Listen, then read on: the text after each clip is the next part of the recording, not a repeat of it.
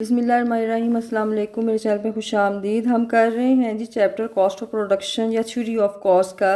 हमने traditional cost theory में short run period की बात की। आज हम बात करेंगे long run cost of production के अरसा तवील के मुसारफ़े पैदाइश क्या हैं।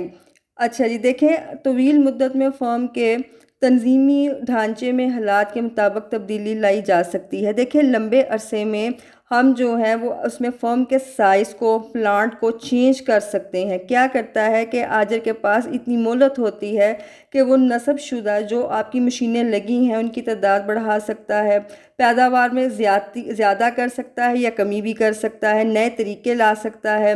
अच्छा जी, और इस अरसे में मुअय्यन और मुतग़य्यर मुसारिफ में तमीज़ ख़त्म हो जाती है कि आपकी जो फ़िक्स कॉस्ट और वेरिएबल कॉस्ट है इनमें फ़र्क ख़त्म हो जाता है और तमाम आपके जो मुसारिफ होते हैं, ये आमलीन पैदाइश आपके जितने भी हैं, ये मुतग़य्यर बन जाते हैं, ये वेरिएबल में चेंज हो जाते हैं।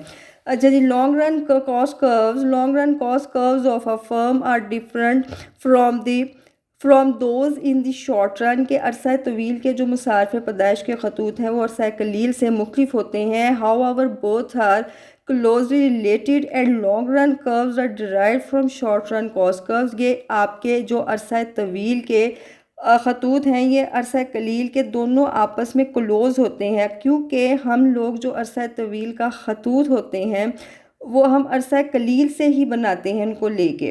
अच्छा जी, long run is the period of time in which all factors may be varied and in which firm may enter और leave in the industry is called long run. देखें, अरसा तवील ऐसा अरसा होता है जिसमें फर्म्स के तमाम जो आमलीन पैदाइश हैं या आपके फैक्टर्स हैं ये वेरिएबल हो जाते हैं, मुअय्यन और मुतग़य्यर का फ़र्क ख़त्म हो जाता है। आपकी फर्म की मशीनरी चेंज हो सकती है, ज़्यादा मजदूर लगाए जा सकते हैं, आपकी जो स्पेशलाइजेशन का असूल है उसे अपनाया जा सकता है। जब इंडस्ट्री जो है वो ज़्यादा प्रॉफिट पे आती है तो नई फर्म्स जो हैं वो दाखिल भी हो सकती हैं, जो पुरानी फर्म है वो छोड़ सकते हैं। देखिए, एक जैसी जो शय पैदा करने वाली बहुत सारी फर्म्स इकट्ठी होती हैं उसको हम इंडस्ट्री का नाम देते हैं।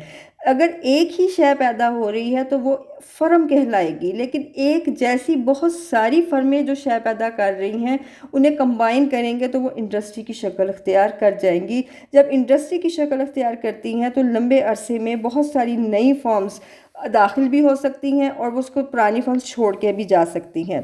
अब there are two main reasons are different in the long run period and the short run period. दो जो बड़े फ़र्क हैं जिसकी वजह से अरसा तवील अरसा कलील से फ़र्क होता है, क्या है जी? There is no fix cost in the long run. अच्छा, अरसा कलील में आपने फ़िक्स कॉस्ट के ऊपर बात की थी, ठीक है, फ़िक्स कॉस्ट के आपने खतूत भी बनाए, ये देखें, total fix cost, total variable cost and total cost.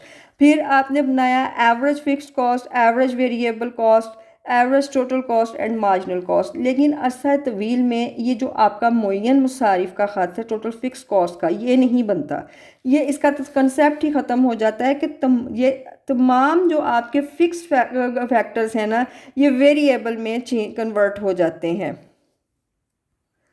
तमाम जो आपके मुअय्यन फैक्टर्स हैं ना ये वेरिएबल में चेंज हो जाते हैं, इसलिए आपकी फ़िक्स कॉस्ट का तसव्वुर नहीं रहता। आपकी मुअय्यन और मुतग़य्यर मुसारिफ में फ़र्क ख़त्म हो जाता है। जब ये सूरत हाल होती है तो उस सूरत में क्या होता है कि आपकी लंबे अरसे की टोटल कॉस्ट बराबर हो जाती है, long run total cost is equal to हो जाती है long run total variable cost के। और दूसरा क्या होता है कि आपकी लंबे अरसे की long run average cost is equal to long run average variable cost. ठीक है जी, ये बराबर हो जाती हैं। अच्छा, अब मज़ीद आगे वो कहता है कि the size and capacity of the firm can be change according to demand. हम जितनी डिमांड है उसके मुताबिक प्लांट के साइज़ में गुंजाइश पैदा कर सकते हैं, इसे चेंज कर सकते हैं, बढ़ा सकते हैं। So there is no need to draw fix cost curve. हमारे लिए बिल्कुल ज़रूरत नहीं है कि हम ये टोटल फिक्स कॉस्ट का ख़त या टोटल आपका जो है वो एवरेज फिक्स कॉस्ट के कर्व को किसी को भी अखज़ करें। अच्छा जी, in the long run all factors are completely divisible, various factors can be combined in any proportion देखें, आपके जितने भी लंबे अरसे में तमाम फैक्टर्स होते हैं ये मुकम्मल तौर पर तकसीम पजीर होते हैं और कई फैक्टर्स को हम इकट्ठा करके एक पोर्शन में भी ला सकते हैं। There are optimum utilisation is possible. ये ऑप्टिमम मियारी तकसीम जो है, यूटिलाइजेशन जो है, ये मुमकिन होती है और उसी सूरत में हम मियारी जो है ऑप्टिमम आउटपुट को हासिल करते हैं। It is because of this fact they are flatter than short period curve, that is they fall slowly, reach to their minimum and start rising slowly। अच्छा, अब जो लंबे अरसे के आपके खतूत हैं ना, ये क्या करते हैं, आहिस्ता आहिस्ता गिरते हैं, फिर अपने मिनिमम पॉइंट पे आते हैं, फिर चढ़ते हैं। इनकी शेप होती है फ्लैटर। इन दी शॉर्ट रन आपको मैंने बताया है कि आपके जितने भी खतूत हैं AC, AMC, AFC, ये कौन सी शक्ल के हैं, यू शेप के हैं, यू शेप्ड। ये क्यों हैं जी यू शेप्ड के, ये तेज़ी से गिरते हैं, फिर मिनिमम पॉइंट पे आते हैं, तेज़ी से चढ़ते हैं। लेकिन इन दी लॉन्ग रन इसमें क्या चेंज है कि ये आपके लंबे अरसे के जो खतूत हैं ये फ्लैटर होते हैं। ठीक है, इन्हें कहा जाता है सॉसर टाइप खतूत। इन्हें उर्दू में बोलते हैं जी तश्तरी नुमा,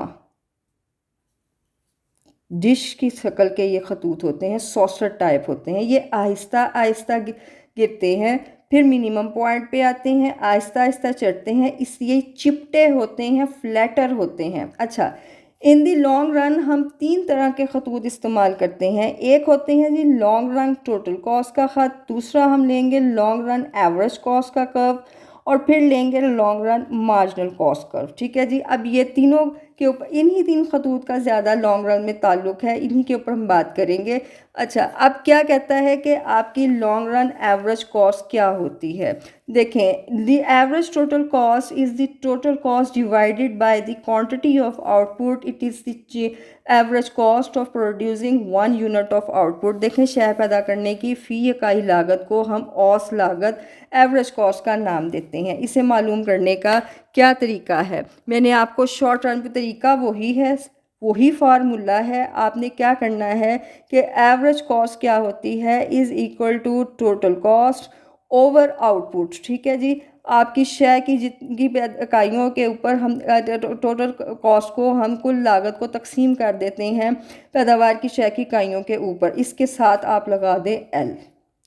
ये लें, तरीका भी वही है निकालने का, फार्मूला भी वही है, पीछे L लगाया है। दूसरा आपने निकालना हो LTC long run total cost को आपने कैसे निकालना है कि ये जो आपकी लॉन्ग रन एवरेज कॉस्ट है ना, इसे आप मल्टीप्लाइड कर दे आउटपुट के साथ।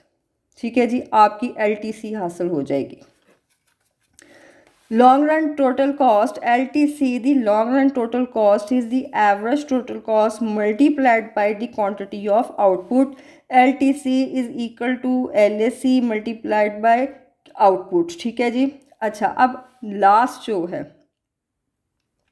लॉन्ग रन मार्जिनल कॉस्ट है। लॉन्ग रन मार्जिनल कॉस्ट क्या होती है, कुल लागत में आपकी शय की मज़ीद इकाई लगाने से कुल लागत में जो इजाफा होता है, तब्दीली आती है, उसे मुफ्तिम लागत कहा जाता है। Marginal cost is the change in total cost that results from a 1 unit increase in output. इसे मालूम करने का मैंने आपको क्या फार्मूला बताया था कि MC is equal to delta TC over delta output. ठीक है, या दूसरा तरीका मैंने आपको वो फार्मूला डेल्टा लिख लें या आप डेरिवेटिव लिख लें, एक ही बात है। Marginal cost is equal to derivative total cost over आपका क्या आएगा, ओवर डेरिवेटिव आउटपुट। इसके पीछे लगा दें L, ले लीजिए वही फार्मूला L लगाया है।